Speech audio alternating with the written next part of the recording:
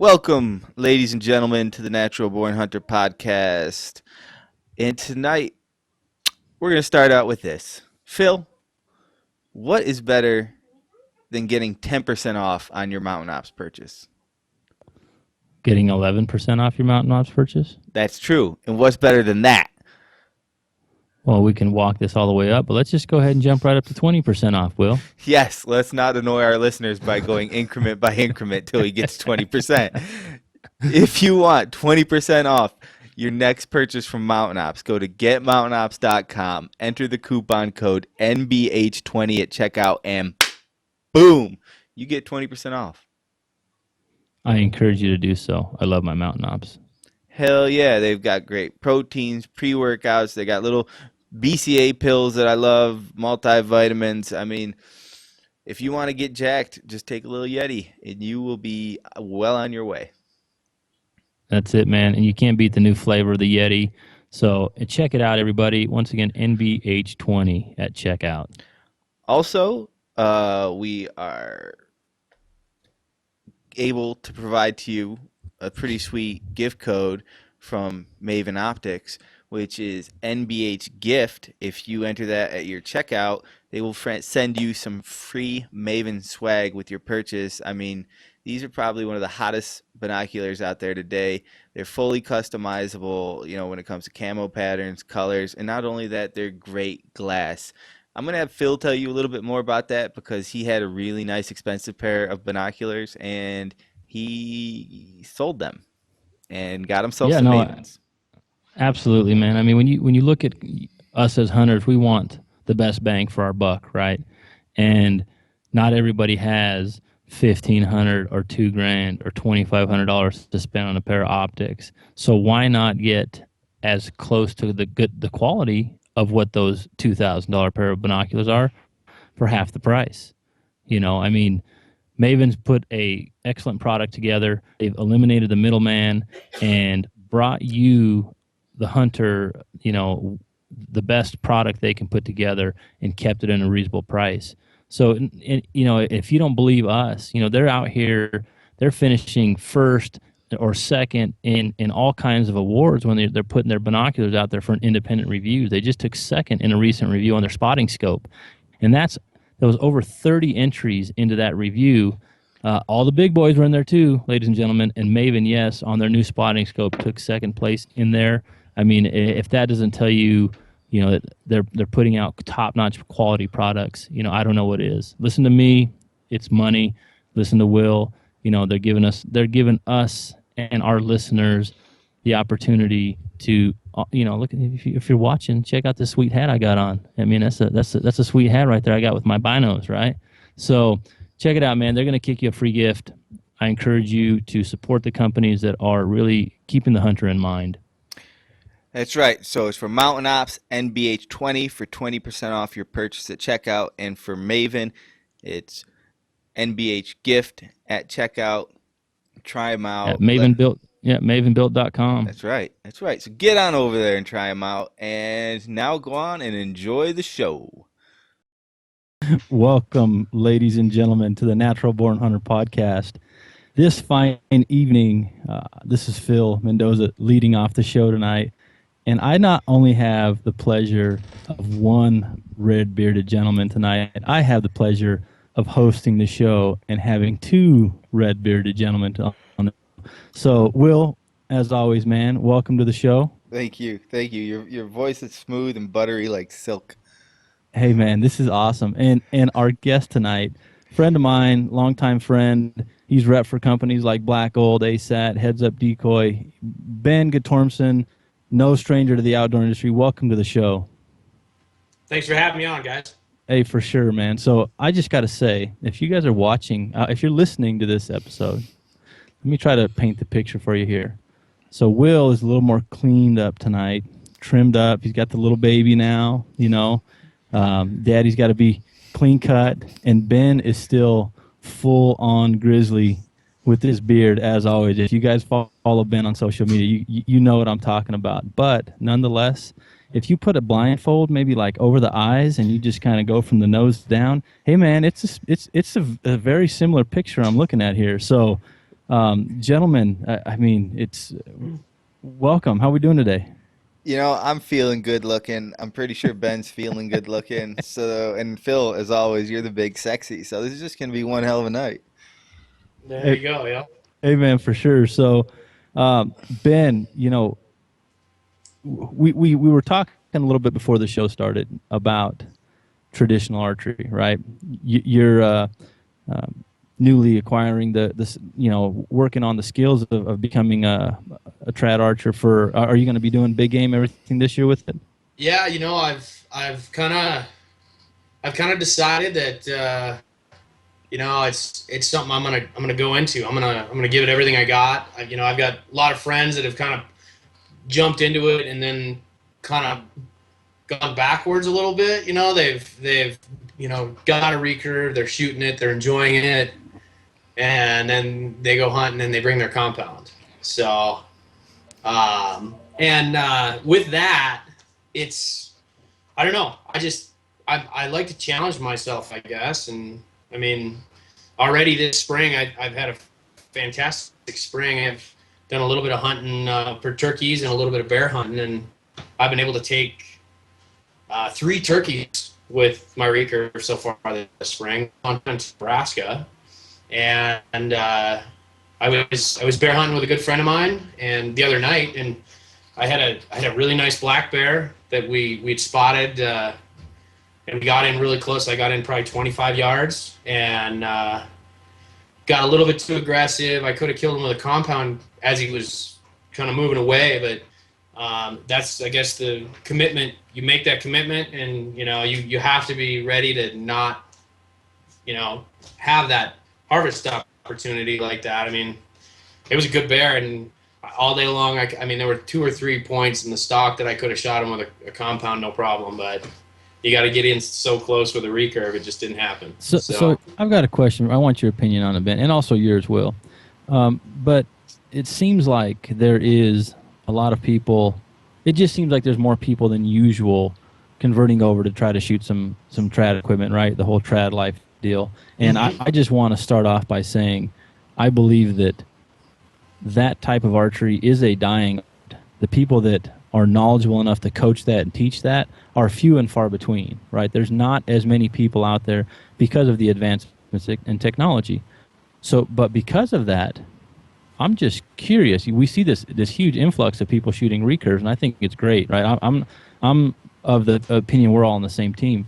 However, is this a fad? Is this something that's going to go back here in a year's time, 2 years' time, or like you said, many people that will deal with hardships or maybe just don't get it done where they're used to getting it done with a compound, and they're just easily going to trade in their recurve for a compound again. What's your thoughts on it? Like a bigger scope. I honestly feel like, from the traditional perspective, and again, I'm new at it, so I'm looking at it more from a compound shooter's perspective. I feel like its popularity spike. I think some people will embrace it, and I think I know guys that hunt 2-3 years before they kill their first animal with a recurve. There's a guy in town where I live here in Bozeman that's shot recurve for a number of years. He killed his first elk last year, and it took him 4 years to do it. And it's one of those things. You have the resources available. I think that people that embrace it, I do think that I mean, there is a little bit of a kind of a fad thing that's happening, but I feel like it really, really, I mean, somebody that's passionate about archery and not just trying to impress peers or something like that, those are the guys that I feel like are going to embrace it more and go with it. There's always that, let's do the latest and greatest that everybody else is doing. You're always going to have that kind of follower base. But I feel like that with the, with the passionate people, the people that are really, really into it, for me, what it did, and I'm coming from a background, I feel like it's similar to you, Phil. And, from what I know about you, you do a lot of shooting, from a technical standpoint with the tuning and, the the 3D archery and stuff like that. I mean, I did that for a number of years, and there comes a point where you almost get kind of burnt out on that. And I've gone through that a couple times now. I shot a ton of 3D archery competitively back in the Midwest when I first got into it. And then transitioning as I move out west, I took a couple years to acclimate to the area and kind of learn, how far do I have to travel to go to these. And then I started shooting them again, and I shot them for 3 or 4 years. And now I'm kind of on the recession of that, where I'm kind of withdrawing from that, and picking up a traditional bow for me added another level of difficulty, as well as, it brought back to me the enthusiasm that I had when I first started picking up a compound and really getting into it. So, when that desire to shoot was more, it was more present, where with a compound, I mean, I can go out and shoot good groups and shoot out to distance. I mean, I've got a 90-yard range in my backyard, so I have the ability to shoot. And it's just the repetition. It just gets boring. Shooting at an elk target at that far. You can, if you're a proficient shooter, you can hit that elk in the vitals every time. And then picking up a traditional bow, having to almost start from the beginning and relearn all that, I've kind of reignited a fire in myself where I've had that desire to shoot more, and it's been more enjoyable and stuff like that. I don't know if you've ever experienced that, Phil, in your shooting and stuff like that. I've definitely had my times where, again, when you're trying to be as competitive as you can, you almost have to approach it like a job, Mm-hmm. And when you do that, you take a lot of the fun out of things. And that's where with me, I haven't shot with the exception of the Train to Hunt stuff, a national level tournament in 2 years. And in exchange for that, being really just in the grind and practicing every day, I just have really focused my energy on hunting again. And it's not that I never did, I stopped, but what it really did for me was where I found my refreshment was just looking forward to hunting with different guys and doing different things, and then drawing a sheep tag. It was like it just really woke me up again to I grew up hunting, but it's the same kind of deal in a different scenario, right? I've hunted all my life, but at the same time, sometimes you just feel like going through the motions, and a change is good. Now, and I want to just say, if people want to go back and forth to traditional to compound, man, I don't care. That's on you, right? If you're shooting and you're bow hunting and you're part of the group that we're in, I'm happy, right? The more of us, the better. I'm just saying, where yes, the hardcore guys that want to pack in and live off their back and do that kind of style hunting and really be extreme. A lot of those guys are, even like you said, just turning it up one more notch and saying, okay, well, I'm already doing it as hard as I can, with the exception of, let me go ahead and do it with the trad bow now. And yeah. I'm just going to go ahead and say that I'll be the weenie that says, I'd like to shoot animals at 20 and 30 yards, man. I'd rather do that, because I know that it's going to be my odds are going to be really, really high, as opposed to, that animal took a step when they were at 70 yards or whatever the case is. So I'm still loving shooting my compound. So, yeah. But yeah, there is that. I see, like Trevin, Stolfus, mutual friend of ours that, we've had him on the show, that he had an episode on Outback Outdoors last season that really talked about just relighting that fire, talking with Aaron, at Aaron Snyder, same kind of deal. He's talking about how it lit that fire. Hearing the same thing from you, man, it seems like, I'm not here to judge anybody, but it's great to see whatever it takes to light somebody's fire again, to get them or remotivated. Man, that more power to you. But it's fun to see, because like I said, a lot of guys are switching over, and like I said, I'm okay with it. I don't have any problems either way. I'm just still going to shoot a compound, because like you said, Ben, at the end of the day, you could have shot that bear with that compound numerous times, probably, right? Yeah. You took the choice to hunt with the recurve, and that your shots are limited based off of whatever the scenarios are now. I've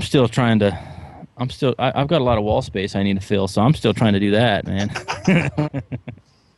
But I don't know. What do you think, Will? I mean, what's your take on the whole trad life movement as of late? I think any movement that adds archers to this sport is great. Period. Drop the mic. That's it. Not saying anything else on that. Okay. Well, I'm just gonna I don't. keep my thoughts to myself, Phil. Well, yeah, and I don't. If people want to, I'm not trying to ruffle feathers. I'm just saying, hey, I'm, I own the pro shop here in Denver that sells mainly compound, but we also sell some recurves, and we discriminate against no one, right? It's Right. it's not about Right. that. But Fuck it's it. Let's it's get fun into to this. see. All right. Here's the thing.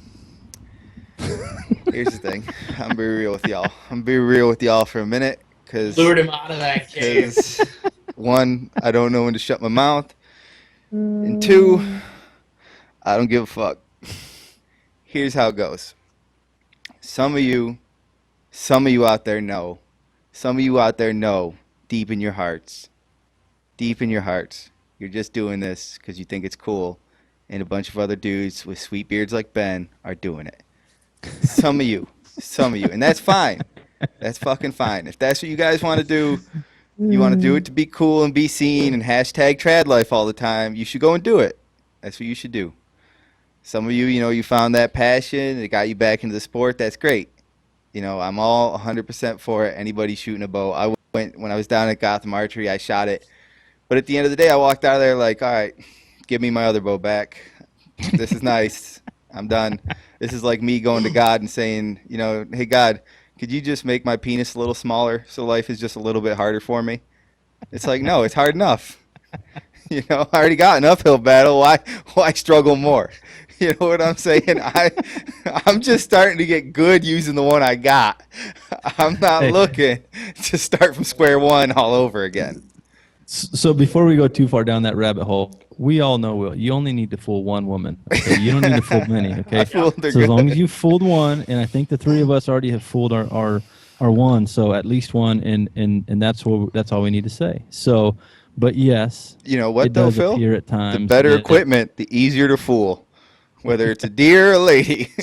Hey, like Ben was saying, it sometimes gets boring just hitting the same spot. I'm not bored with that yet. I still like hitting that spot, man. I mean, and that's where. What were we talking about again? Well, take it where you want to with that. Yeah. Right? But anyway, Ben. So you've we talk. I mean, we talk every once in a while, and you've been telling me that I need to start incorporating something different in my game, and it's decoying, and it's something that you've spent a little more time with definitely than I have, and I want to get your take on that because I mean, in addition to rep for it's Heads Up Decoy, right? Yeah. Yep. Heads Up Decoy. So you call Heads Up Decoy, more than likely you're going to end up talking to Ben. But give me your sales pitch just as far as your aha moment or whatever it is with the decoying that it just seems to up your odds. I'll say this to start. When it comes to decoying and animals in general, they're not magic. You don't pop a decoy up, something comes running. You have to assess the situation, the scenario. There's obviously times when they're going to work, and there's times that they're not. So if you're, quarter mile away watching a herd of antelope, as example, and there's one dominant buck within that group. Let's say it's, the second week of September. Most people are elk hunting then, but that's kind of when the antelope rut is. And let's say that one buck is kind of running these does around, and he has a couple small bucks in the group with him, and he's not aggressively pushing them out. This is an example of probably not going to see the most effectiveness with that decoy. But if you hunt antelope in that window when they're aggressive and you get a buck that's incredibly aggressive with, that group of does that's actively pushing the other bucks a half a mile, 3/4 of a mile. I mean, if anybody's hunted antelope a lot and spot and stock situations, when they get aggressive, I mean, they'll run a subdominant buck a mile out, and then they'll run back in. So that's a scenario where, you know, the light bulb should go off. I need to utilize this decoy in that scenario. And if you can get in or get between that group of does and that buck as he runs that subdominant buck off, you're going to pop that thing up. And antelope are aggressive. They will literally charge. And I've been in close on herds where an antelope buck runs a smaller buck off, and another buck comes in, and the dominant buck comes back in and literally did not slow down, completely mowed over a smaller buck, like head down, like bull charge, like not holding back. I mean, that's kind of the scenario that you're looking for, and every scenario is different. I mean, that's just one example. So, and it's the kind of thing where it's going to allow you, the animal's going to interpret you as one of their own. You know, if it's in terms of like the elk decoy, I've had situations where I've used the decoy to move in on a herd of elk, and, you know, a cow catches movement, you get in that stare down, you have that decoy mounted to your bow, and you move that around a little bit and just kind of keep your body movement to a minimum. You know, it's basically the head and neck of an elk, you know, the part that's going to be swiveling around anyway. And once that animal that's caught movement, its senses go back to normal and it's kind of doing whatever it's doing, they won't really pay that much attention to you again. You know, it's a situation where those kind of things allow you to get away with that extra little bit that you need to get, especially within bow range, you know. And, you know, with trad equipment, it's even more important. You know, with compounds, you know, you can get away with that extra movement to get into position for a shot. And, you know, a lot of times if you're in the right scenario, that animal will come to you. You know, you can get that animal to pull away from the herd, or, you know, like a calling scenario for elk, you know, they come into where they can't see, you know, they can see into where that elk caller is calling from, and they'll stop, and that's as close as they'll get. They're not going to come any further. If you give them that visual response, that visual object that they're looking for, that bull might commit and come in, you know, especially when you're hunting solo. You know, those are the type of scenarios that I feel are, I mean, that's an invaluable tool. And I mean, you know, you guys are both hunters, you know, the more tools you can have for the right scenario, the better off you're going to be. Yeah, but there again, so there's the guys that, you know, the so-called ultralight kind of, you know, I don't want to take anything extra. What are we talking on one of these decoys? I mean, what does stuff weigh? They're light. They're super, super light. They're, you know, I want to say under a pound. Okay. They fold up into something about the size of a dinner plate. It's a printed piece of fabric that's dual-sided, and then it uses a, you know, plastic tubing. And there's a little mount that you mount either at the stabilizer hole where the stabilizer meets the riser, or you can mount it out at the end, depending on how you want your setup to balance and stuff like that. And you just slide it in, it locks in, and boom, there you got concealment, you got attractant, kind of all in one with the, you know, those decoys. Yeah, and it's something that in many cases, right, and this is something that I can speak from honest mistakes that I've made years ago, and watching other people do the same. You know, some of the full body size decoys, it's like people will just put that right in the middle of the open and then start calling 5 yards behind it, you know, as opposed to, like you said, maybe calling once you know there's an animal close or closer, and then you introduce that visual, right? At the right time, as opposed to, you know, here's a flag of this terrible, you know, 2D silhouette of this animal, and it just doesn't look right. And I don't know, I've not seen that kind of stuff work too often. Yeah.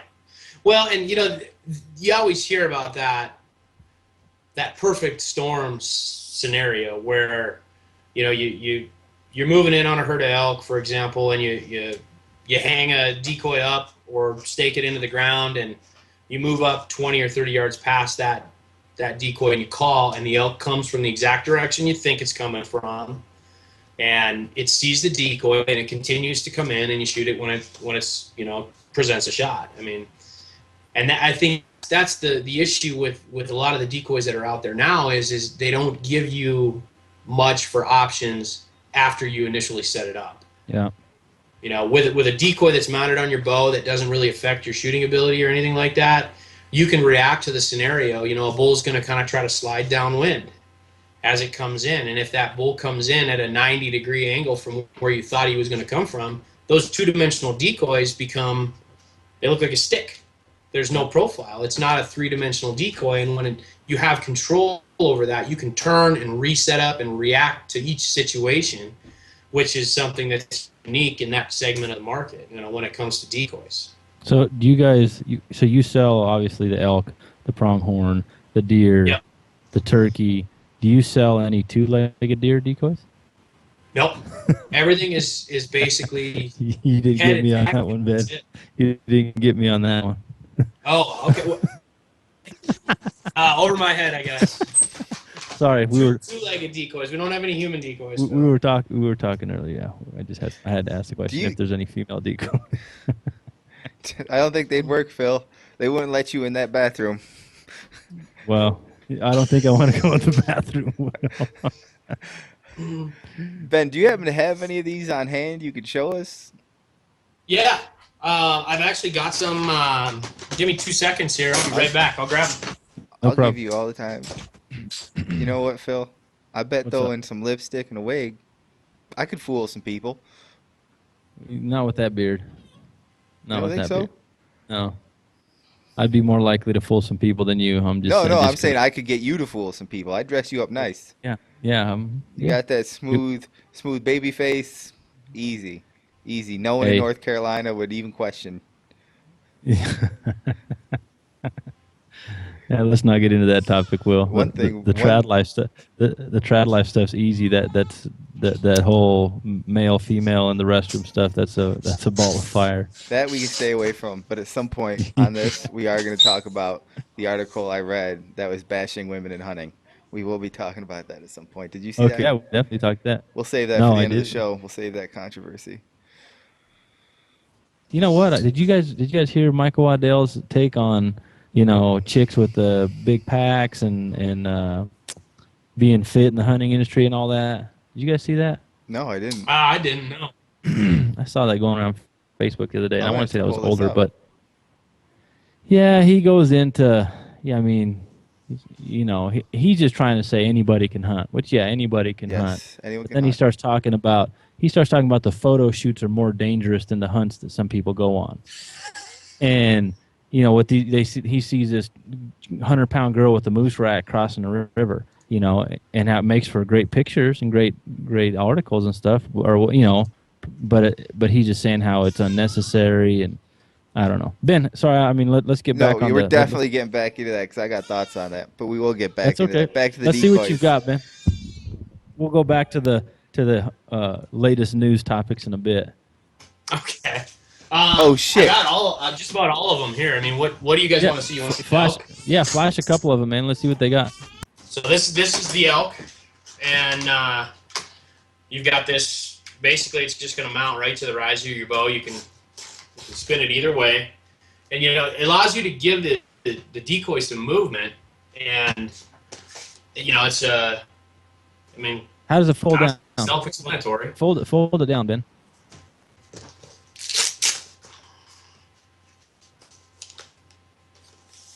So for those of you listening to this, what you can't see is Ben's folding it down, breaking down the whole decoy. It's got like a nice internal, looks like a flexible wire system, almost like a tent. Is that what you would say that is, Phil? Yeah, Kinda it's like it's a tube system. It's plastic tubing. So fold it down.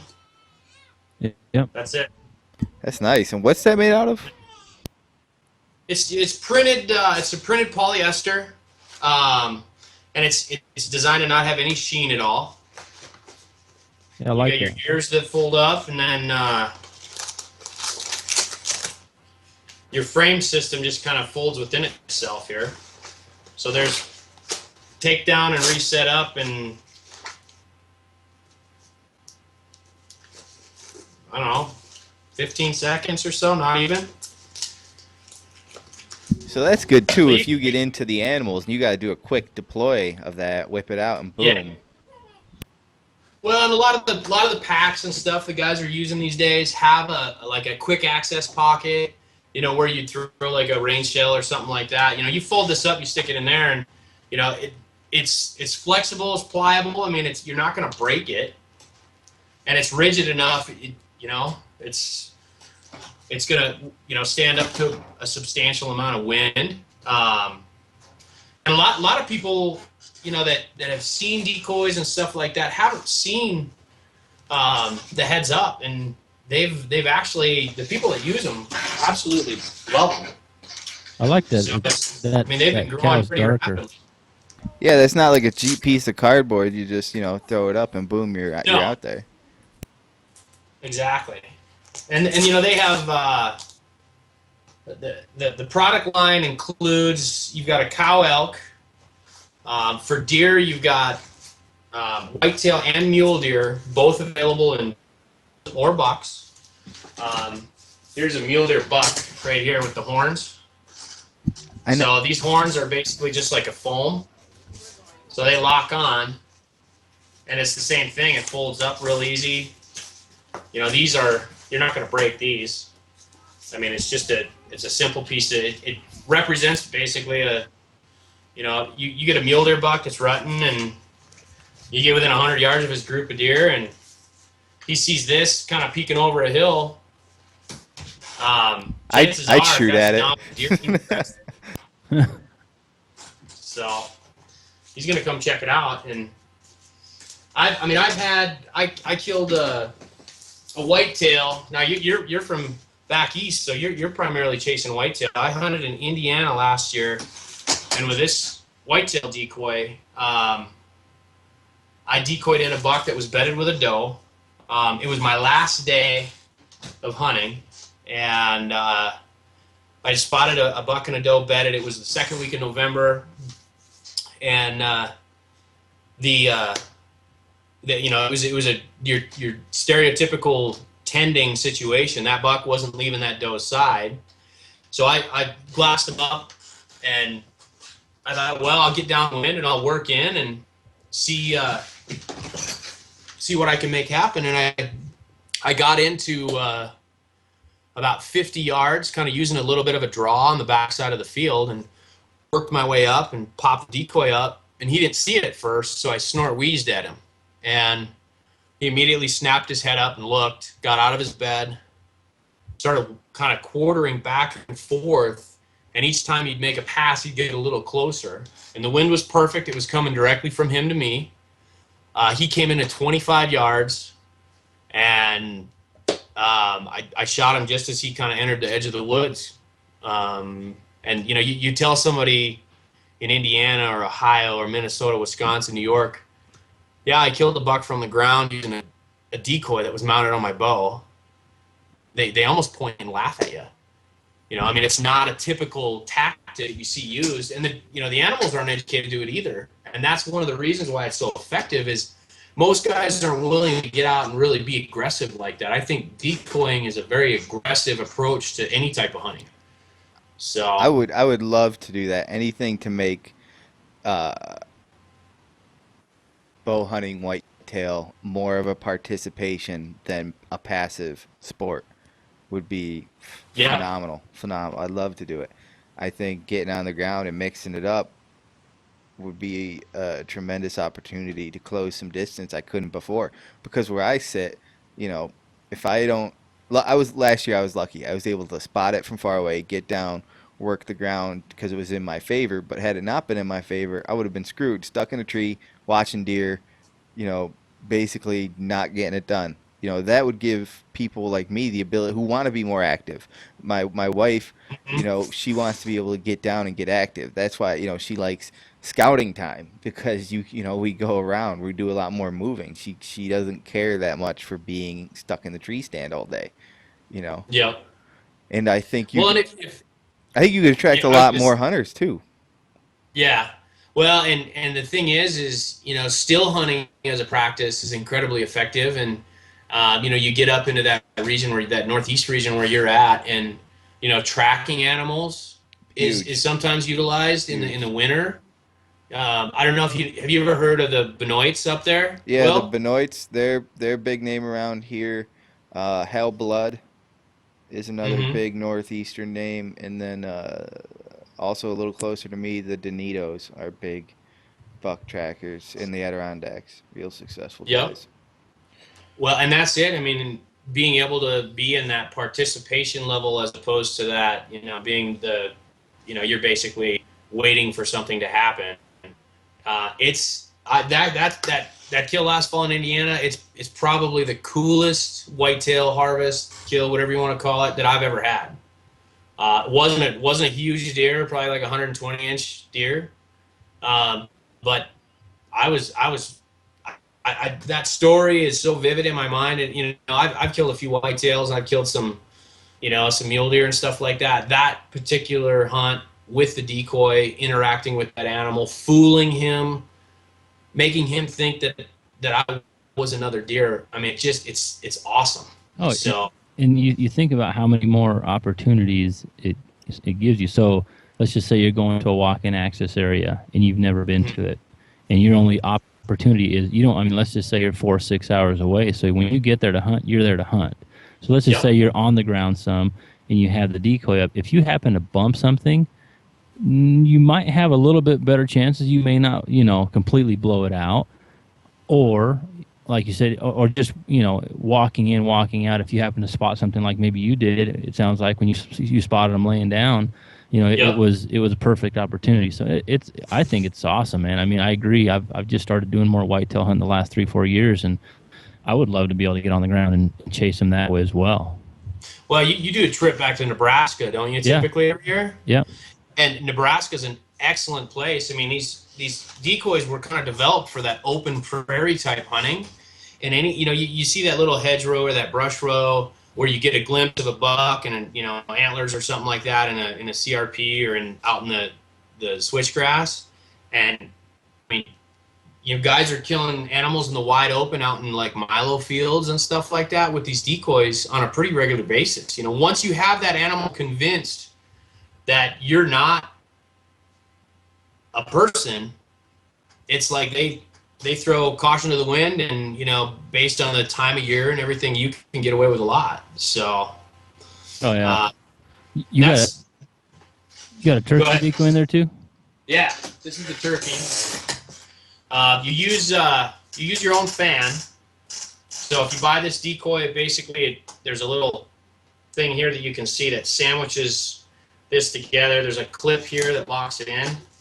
And then this is just a turkey fan from a Merriam I killed. I think it's South Dakota. But yeah, I mean, you pop this in, and this is the reason I killed 2 turkeys this spring with a trad bow. And I hear it all the time from first-time users. A lot of people are seeing these videos of guys reaping these birds. They're using something like this. They're working up. The scenario that I was in this spring in Nebraska, I mean, I had a weekend to hunt was all, and I made the drive, and in 3 days, I had charges by 3 different birds. And I killed one at 4 yards. I missed one at 6 yards, and I killed another one at 10 yards. So you talk about getting, trad bow close. I mean, 4-yard shot is, I mean, people miss that just because their balls are up in their throat. The adrenaline rush you get is incredible, and I mean, it's a big bird, and having that first bird that came in to 4 yards was, I basically got ahead of him. He was working with some hens midday. I got up along this edge of some cedars, and I just kind of stuck it out, and he hadn't strutted since I'd seen him. As soon as he saw the tail fan on that thing, 40, 45 yards, he went into full strut, kind of displayed to the left a little and displayed to the right. If you see turkeys, how they want to kind of show off or make themselves appear big. He came out of full strut, went into half strut, and basically trotted at me. and I was like, okay, here we go, you know, let's see how close he actually commits. And he kept coming and kept coming. And I'm like, at 10 yards, I started to draw, and he just kept coming. And at like the last second, he kind of veered off to my left, and I just kind of tracked with him with that recurve. And I mean, made a good shot. He dove down into some cedars, and I mean, it was like, this trad thing ain't so hard, but it really is. So Up close and personal with that one. yeah, exactly. So, And then, I mean, I must have hit it just right with the birds and the right attitude, because those 3 days were, the next morning, a bird that we basically put to bed, I got in front of him, and he came into 6 yards, and he came in, and I had the wind with the sun was behind him, you know, so I was looking into the sun, and I think he figured out something wasn't right as he was coming in. But same thing. I mean, he stopped at about 40 yards, and then as soon as he saw the decoy, he came trucking in. His hands were kind of working my way, and he came in, and at about 5 yards, he like came out of strut. He started putting, and did the bob and weave, and I was already committed and back, and I'd let one fly, and he went left and my arrow went right, kind of one of those things. So, but it's a fun way to hunt. It really, I mean, it's the same thing, Will, with deer. It's ground blind for turkeys or this option, and deer are like tree stand. And if you have the tools with you, it's a way to kind of add more to your toolbox, so to speak. I think you just convinced me to go full. You know what? I might not be getting on hashtag trad life anytime soon, but I think you might have just got me, on the decoy train. I think you just convinced me in this little conversation about just making hunting a little more, bless you, a little more action packed, a little more exciting, and just a little more of what I want to do. That's what I want to do. I mean, let's be honest. We all want to get in there and mix things up. Bless you. And it is a skill. I will say it's a skill, and one of the hardest things I have to do sometimes to stay in the stand when I see the deer coming. Any deer at all. Especially as the season goes on, it's like you know the feeling. You start feeling like I'm a failure. I don't know what I'm doing. This is terrible. It's getting harder. It's all those things falling through your head. And this will, even if you don't want to stop deer stand hunting, doesn't mean you're going to blow up your deer stand spot, because you can go other places and try this out and just mix it up. Just make the season a little more fun, a little more interesting. And that's what hunting's about. And that's why, hey, people who are getting into trad, people who are getting into decoys, women who are getting into hunting, whatever you can do to make it more fun, more exciting, and bring more people into the sport, I say go for it, because I can see myself saying, like, hey, guys, no, we don't have to sit in the stand today. Check these decoys out. We're going to go out there and try to be these animals and fool them into letting us get close enough to make it happen. Yeah. And how many times, Ben? I mean, you've elk hunted quite a bit, and that you're calling to something, you're calling, and maybe you're hunting by yourself, right? And that animal comes right to you, and it ends up getting to where I'm gonna go ahead and say I'm not afraid to take a frontal shot, right, within the right yardage, but a lot of people don't. And let's just put that little decoy in there on their setup now, and if nothing else piques that animal's interest to where they kind of start to want to circle around, you may have just opened up a shot opportunity. Exactly. So exactly. I'm definitely interested in that, and I think I'm going to try to incorporate that this year, along with one other thing that I may be ridiculed for, but you know what? I may end up trying it anyway, and I might take an ozonics on my pack this year on a couple of trips, because I've used it in stand in Nebraska, and I tell you what, man, I've been impressed with that thing. And I don't know, have you ever used one? I have, I have one. And, when I go back, when you're in a scenario where, you can't control wind change or directional change or something like that, you go to a stand. Obviously, the wind is your number one concern, because it's the best defense that most of these animals have, with the exception of like turkey. But, I mean, bear, deer, elk, they're all like, nose is number one. That's their number one defense, and they're always incorporating that into their movements, and they're using thermals and a lot of people don't take that into consideration, where an animal is going to move where it knows what's coming up. Yep. More often than not, and it's the times where they go against that rule that I think is when a hunter can capitalize, and that's it. And that little bit of a shift, maybe, you know, I mean, how many times has a guy been in that situation where, you know, he's set up, the elk's coming in, and then you feel the wind against the back of your neck, and you're like, oh, gig's up. 10 seconds later, it's done. You know, I've had that happen on bear. I've had it happen on elk. But having that little edge, you know, that, and I've seen similar success with the ozonics myself, and it's something that they're too big. I don't want to carry them, and plus I don't think anything is gonna mask my smell when I'm in backcountry. So ask my wife; she'll vote. She'll confirm. Yeah. So I don't know, man. They've come out with the little pack now that you mount, and then it kind of shoots the ozonics up over up above the back of your head. Have you seen them? Yep. Well, and I've seen guys incorporate things into packs where they just, you know, it's a simple mount, and if you stick a tripod under a compression strap and you mount that like basically just above your pack, yeah, it allows air in through the fan, and then you can, you know, set it directionally. So I'm like I said, I'm gonna carry. I've got a mule deer tag, high country mule deer tag that I'm one of those situations again, right? So do I need an extra 2 pounds in my pack? I really probably don't. But if it means carrying out some nice fuzzy antlers, I mean, I'm gonna take it, and I'm gonna try it. I'm gonna mount it to my pack, and I'm gonna roll with it because, like I said, like you said, I've had so many on pronghorn and mule deer, so many blown stocks because of you play everything right, and all of a sudden just something shifts the wind shifts. Yeah. And I'm not saying that this is going to take care of all that, but I'm going to try it. If it helps out, just maybe close that distance a little bit more, or you know, the wind just shifts slightly and then it kind of goes back to another direction. Hey, you know, if it just masks that one little, you know. Yep.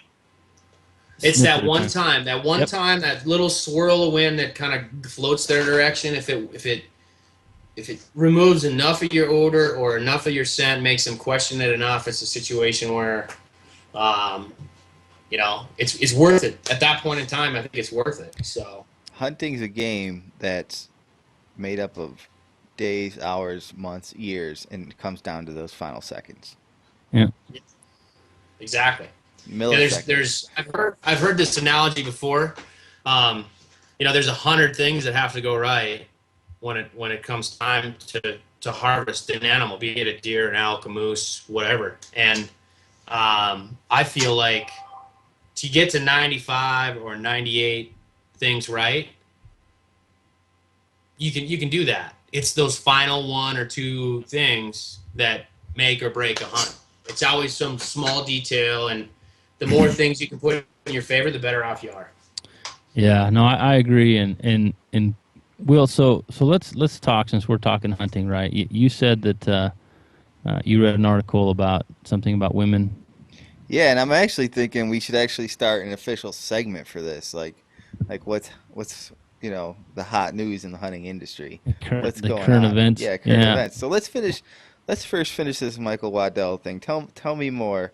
Man, you know, and I apologize because I watched it. It was probably a month ago, and you know,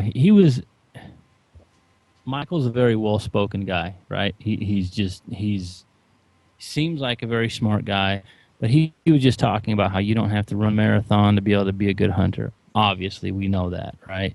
But he was just saying how people are getting a little bit too carried away with trying to perceive what people are doing with, and mainly he kind of just kept going back to that whole photo shoot thing, if I remember right. He said he's like, you know, a photo shoot's becoming more dangerous than a hunt itself. And I don't know what kind of hunts Michael's been on, but I've been on some pretty hairy hunts where, you know, shit can go south in a hurry.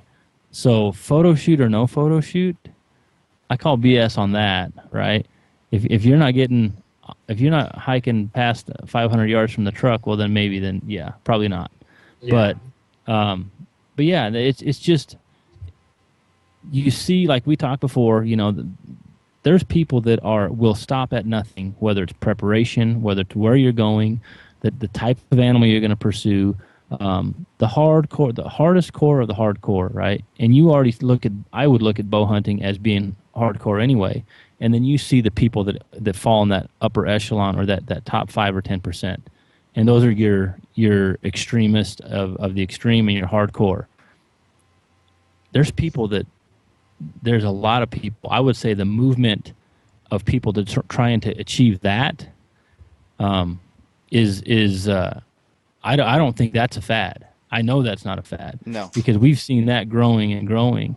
And I just think that I don't know why somebody's got to try to poo-poo on that kind of achievement or preparation. So that's what you were thinking he was doing, was kind of it sounded spreading like some it. salt. He's a little salty about the hunter athlete, this extreme hunter movement going on.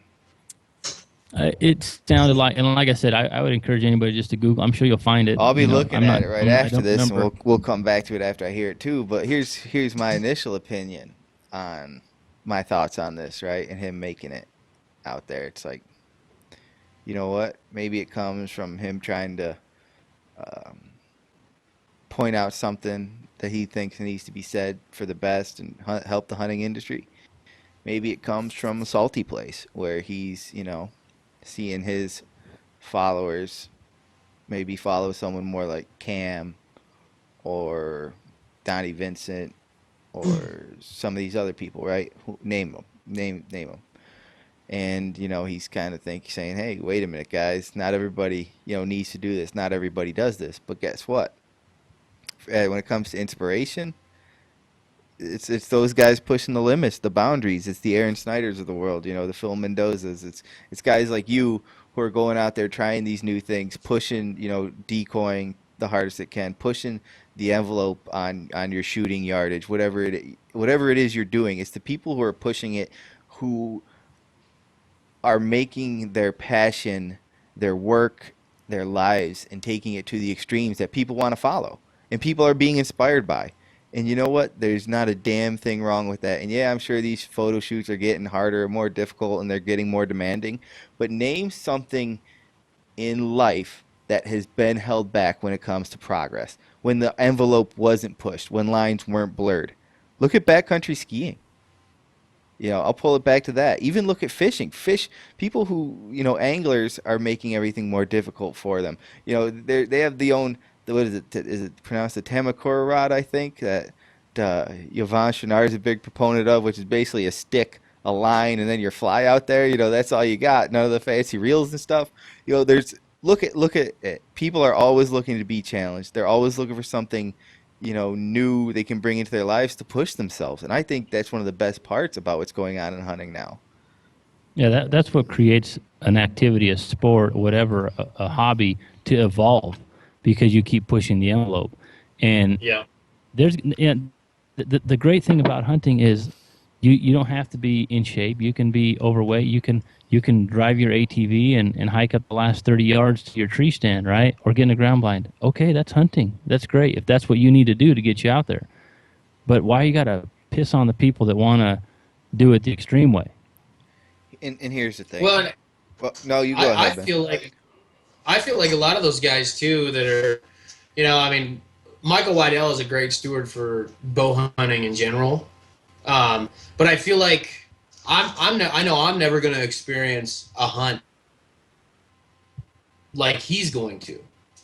He's at that upper echelon where they're able to, he's traveling around and providing marketing for his brands, the Bone Collector stuff and everything else, and I sometimes wonder how much time do those guys spend, kind of putting it back in their court. They're not going to experience a hunt like you did on your sheep hunt, I bet, ever.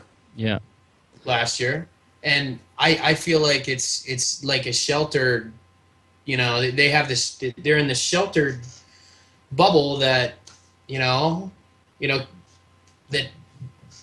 they'll never see what we see, hunting public land and the adversity you have. You know, high country mule deer, I think that's a something that is near impossible to try to film because of the the amount of gear you need and everything else. Guys are doing it, but it takes a ton of work, and it's just a different perspective. And I mean, I'll agree with the fact that I feel like some of the photo shoots and stuff like that, they are a little out of control with like I've seen some ads with you know you can somebody carrying like a rack, an elk head or a moose or whatever across a river, and the river's like completely iced over or semi iced over, and there's a flap of skin and the hide is tanned, something like that. It's like you kind of are like, I mean, not a lot of that stuff is genuine, I feel. Yeah.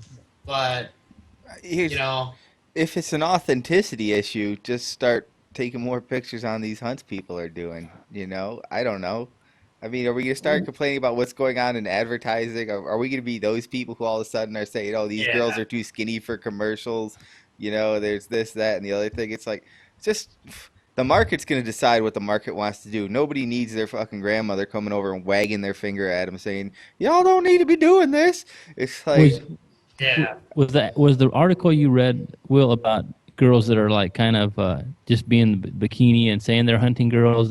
Was it that same? I think I read an article where I saw something that talked about that a lot of the women that are in the yeah, it was going through social media. Yeah, that one in particular, that got me a little fired up because I don't think anybody should be judging what anybody else is doing. If it's not, messing with what you got going on, infringing on your rights in your life, don't just be some salty doucher hanging out, throwing shade at all the women out there who are just trying to, find a place to belong, find something to do because they got more Instagram followers than you do. Tough bub. I'm sorry. I don't know what to say to you. There's Hey, I don't mean no disrespect. Will, you look great in some First Light, but I'd rather see a girl in some First Light. Just saying, right? that Not. Phil, I'm with you 110%. I think my wife would look way better in first light camo or just about anything else than I do. That's just me and my opinion. And Yeah. if people want to follow these people, if they want to check out what they're doing, hey, maybe they got it. Whatever that it factor is, you know, some people have it, some people don't have it. 'Cause guess what? Every girl out there who's taking bikinis and bow fishing and all this stuff, they're not making it big. You know what I mean? It's just a bunch of salt, a bunch of shade being thrown, and you know what? People better get used to changes in hunting because there's a lot of them coming, and they're happening fast. Look at the Well, population. it's back to what we were talking about earlier too, the whole traditional thing, the trad life thing that's been kind of blowing up all over the place. It's people are creating a cool factor that goes along with this stuff, and women have every right to be part of the industry as anybody else. So I mean, who cares? They're just adding a different element. I mean, it's they're promoting the sport. I mean, aren't we all for more promotion of the sport? Yeah, and that's where a lot of people get upset because I tell you, it's really funny, right? What is social media and Instagram and Facebook and Twitter? It's people having a platform to show to display what they're doing, right? Whether it's family or activities or whatever it is. Now, whether some people go overboard with, selfies or what, what, you can just scroll down, right? Just flip the page. You don't have to follow them. That's my thing. You're choosing. Exactly. You don't see this unless you want to see it. I don't understand. It's and let's get back to we'll sum up trad life, athletics and hunting and pushing the boundaries, women of hunting, bikinis, whatever the thing is, right?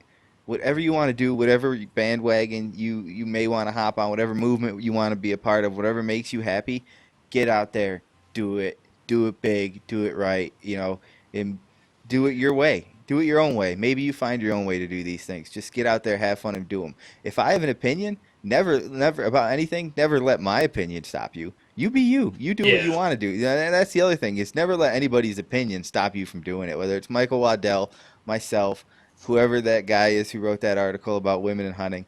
It's like if you want to be some bikini bow hunting model, Get out there in your bikini and become the best damn bow hunting model you can be.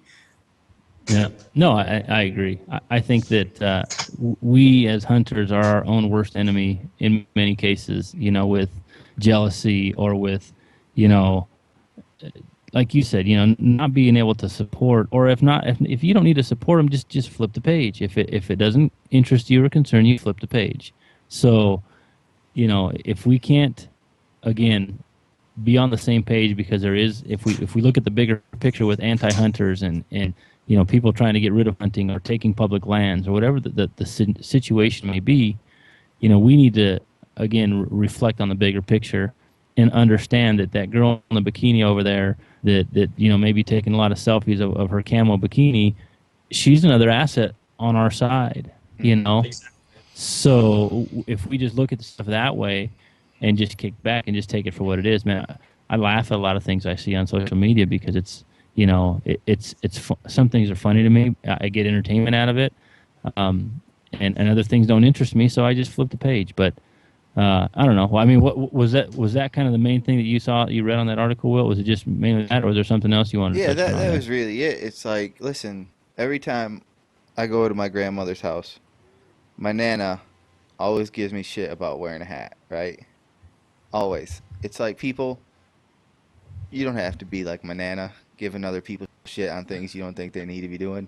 Let them do what they want to do. Just let them do whatever they want. Because every time my nana says something, it's like, Nana, I love you.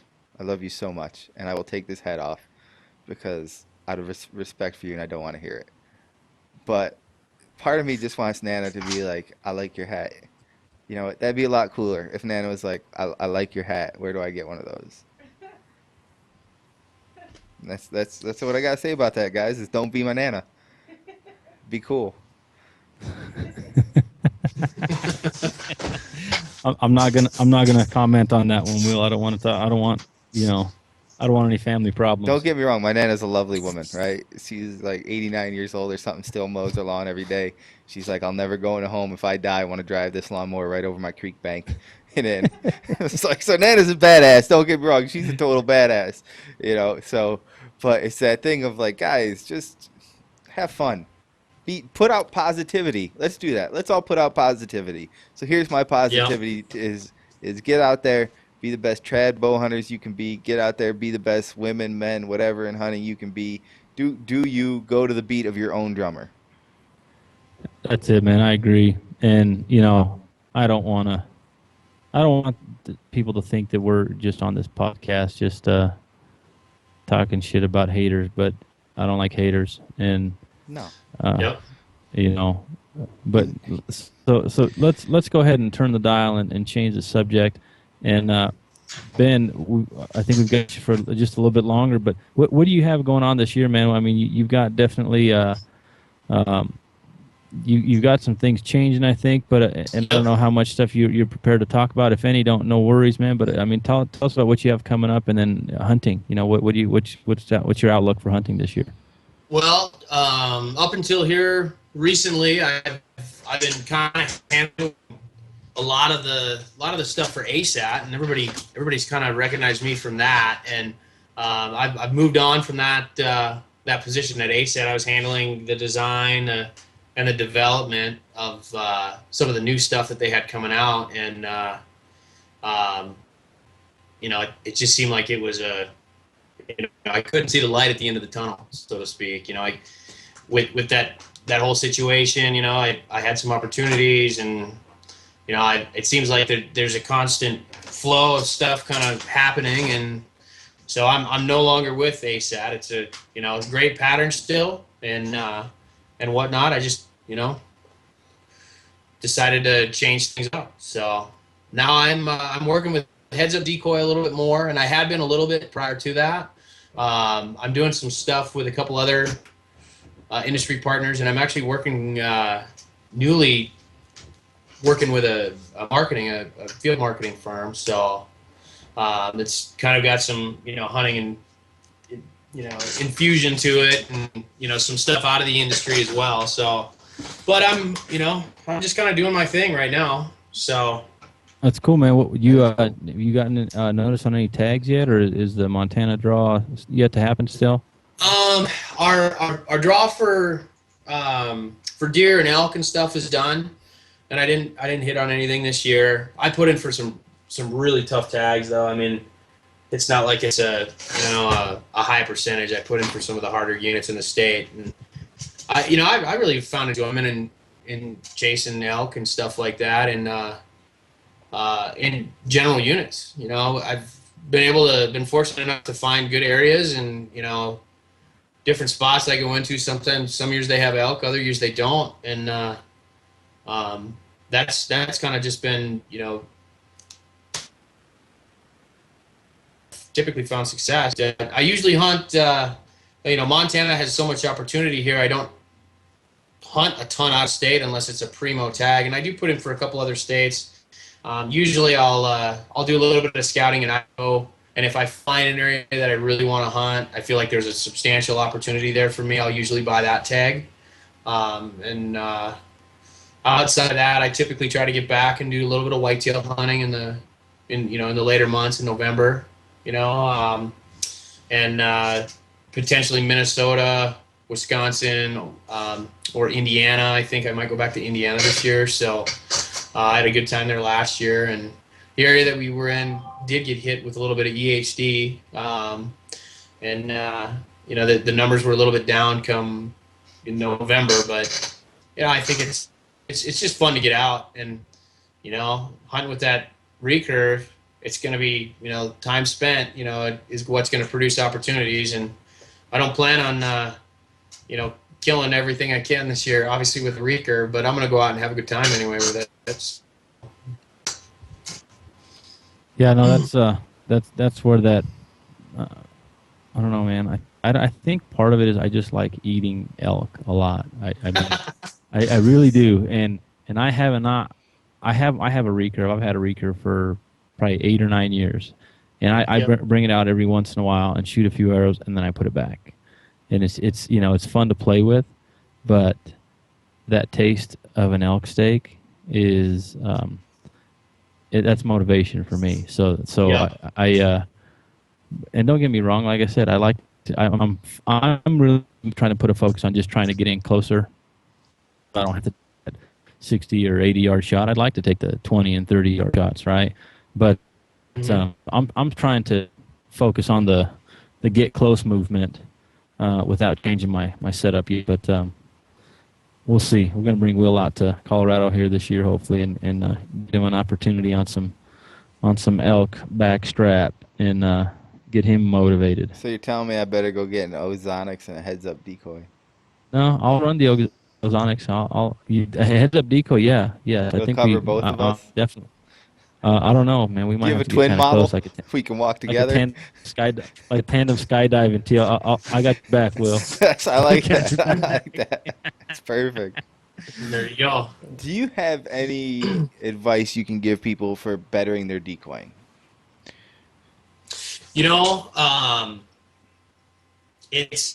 I've learned through trial and error more than anything. When it comes to, with antelope, another example that I've kind of come to learn is antelope have such a big bubble of where they're comfortable, and they're using their eyes as much as any other animal to prevent predators from moving in on them.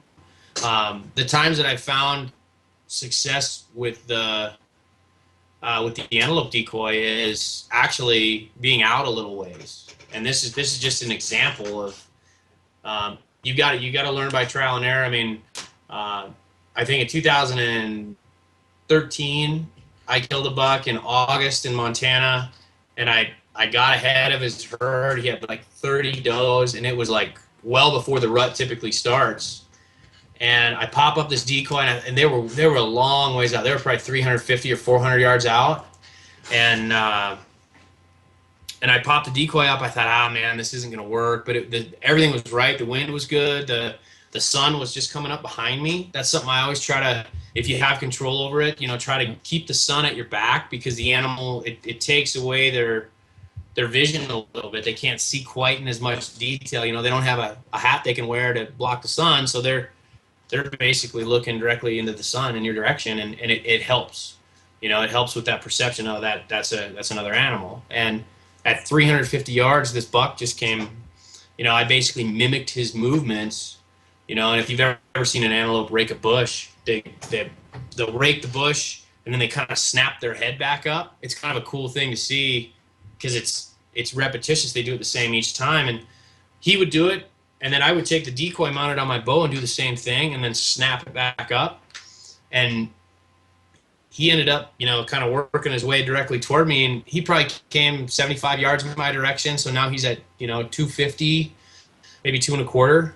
And then he just started running in, and he ran into like 60 yards, and I shot him frontal at 60 yards standing there. That's one thing with the decoy with antelope. When they come in, they come straight in. And when they get close, they stop, and they're positioned directly at you. They don't come in and turn broadside like, you'd hope. It's like what Phil says with that decoy, you kind of get them to maybe work around to the downwind side or something like that.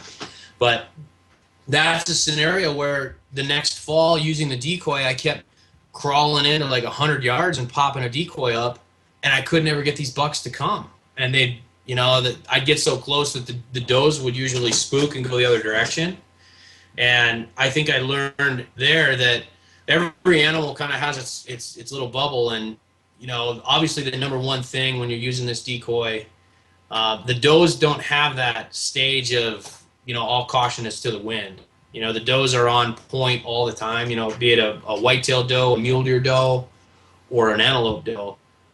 But if you can prevent them from taking off with, minimize your movements within their sight, they're the ones that are going to take, maybe a rutting animal away from you.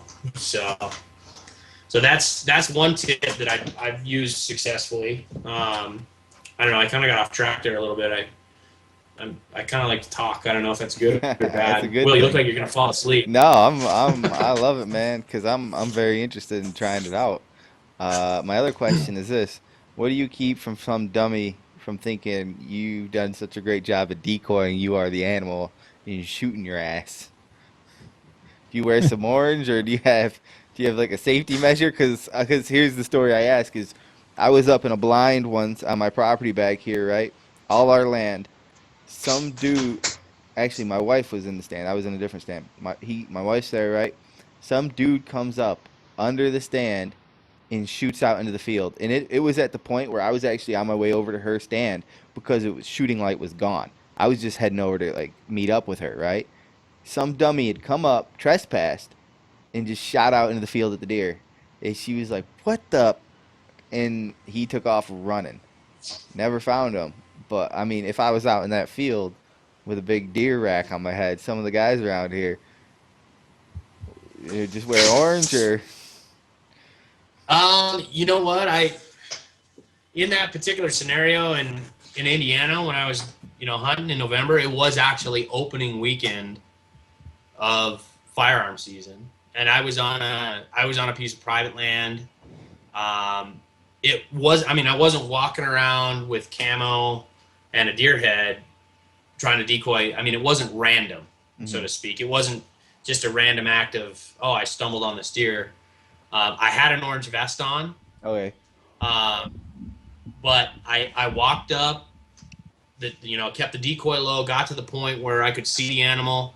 And at that point in time, you obviously, you want to be really careful with that. And, some people will say you're crazy for using one of those decoys during a firearm season.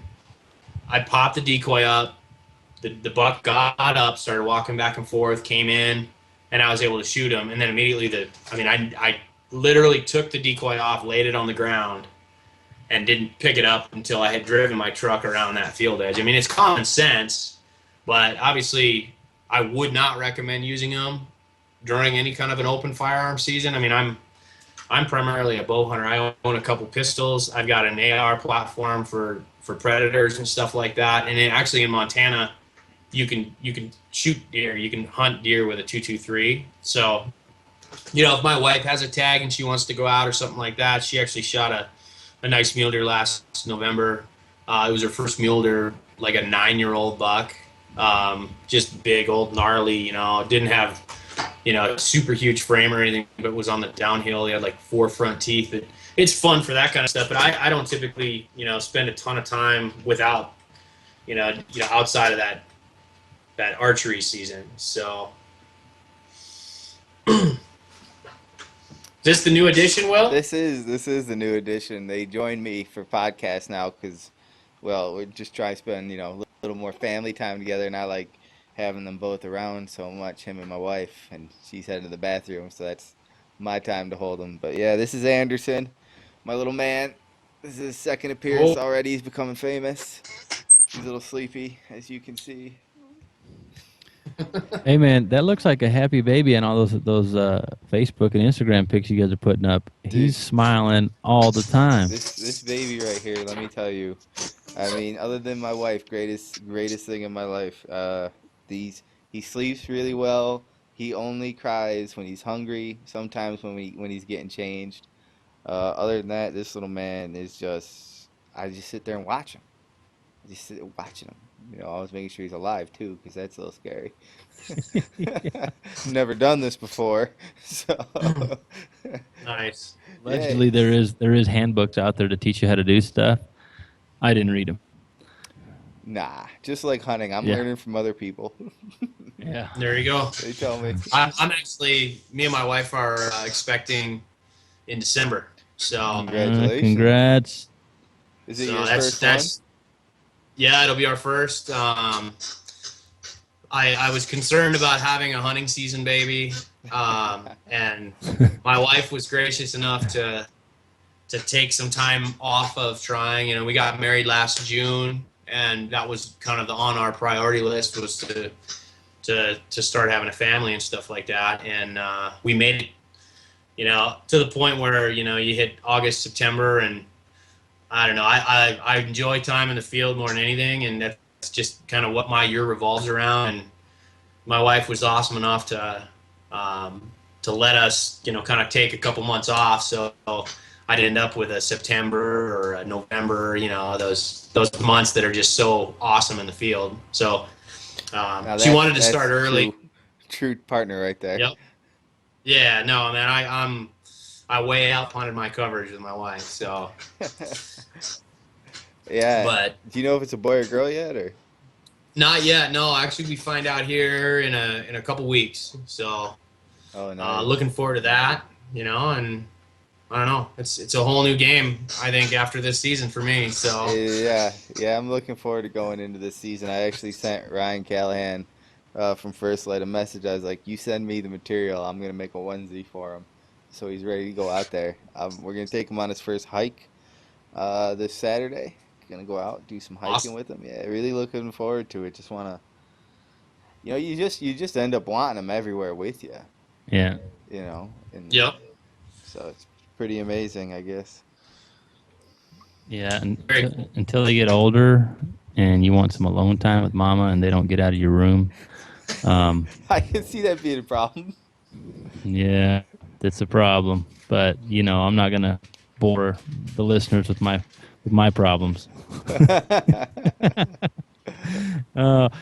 Hey Ben, so we like I said, we've always kept in touch, and I know we'll keep in touch moving forward. But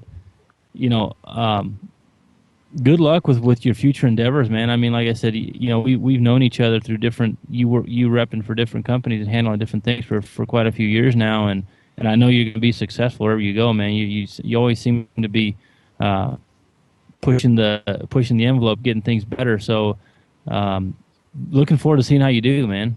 Yeah, man. I appreciate that. Thank you, Phil. Yeah, and also with the addition of the family here, hopefully everything goes well with that. So Yeah. we'll definitely still plan on doing TA and stuff and Yep. I'm still gonna be around. I'll be in the industry, one way or another, and I've got a lot of friends that I've been able to make in the industry, in the hunting and archery industry, and I mean I plan on continuing to be around for sure. So I'm not kicking the bag in that regard yet. So And awesome, and we'll have to catch up. what shirt's that you're wearing? Go ahead. what's that? What shirt is that you're wearing? It's Phelps Game Calls. Get them close. That's a cool shirt. I see you've got Kind of got the Mountain Ops logo on the side there. yeah, it's kind of, Mountain Ops did that really cool logo with, the M and the O. Uh-huh. And then in the background there was an elk kind of built into it, and this is kind of a play off of that. Yeah. I like So it. You know what else I like about Mountain Ops? What's that?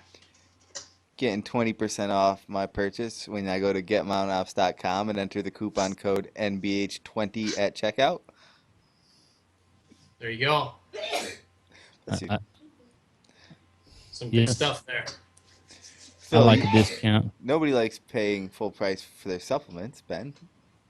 No. Why would you pay full price? Why would you go into No Limits Archery and pay full price when you can go online and get Mountain Ops and get 20% off? That's right. So don't go to Phil's shop, No Limits Archery in the Denver metro area, where they have great service as well as Maven binoculars, where you could enter the coupon code NBHGIFT at checkout and get free swag with your Maven order. Don't do that either. Hey, no, check out the Mavens. I got to put my hands on that spotter here this week when Brendan came in town, and I'm ordering one, man. It was money. Really? And oh yeah, it's funny, having different systems as far as binos and a spotter, or going with the bigger set of binos and a tripod, or whatever the case may be. To me, it seems like it's an ever evolving process, and seeing that, like I said, getting my hands on that spotter and just kind of talking with Brendan and understanding that product a little bit better. Obviously, anybody who's hunted has used binoculars, and growing up hunting, it's sometimes it was the cheapies that we use, but more as of late, been able to put my hands on some nice equipment, and those Mavens are money, man. The company, their goals and their purpose. I'm really happy to be able to call them friends of ours, and appreciative of that bonus code too. Like I said, you get you some free swag with your Mavens. That's right. NBH gift at checkout for Mavens, and for 20% off your Mountain Ops purchase, go to getmountainops.com and enter the coupon code NBH20 at checkout. That's it. Well, Ben, appreciate you coming on with us tonight, man. It's always fun to catch up and talk hunting. Yeah, absolutely. Yeah, always good to talk to you. Yeah, I'll be touching base with you to talk more about those decoys. I'm very interested. Yeah, I don't know. Phil, do you know any place in the Denver area you can get them? I think we're probably going to be able to find a place here pretty soon. All right, cool. Yeah. No, for sure, man. We definitely need to get together and get some ordered. Definitely. Yeah, for sure. We'll talk soon. All right, man. Sounds good, Ben. Yeah. All right, ladies and gentlemen. Guy. This has been the Natural Born Hunter Podcast. Wake up, chase your dreams, repeat.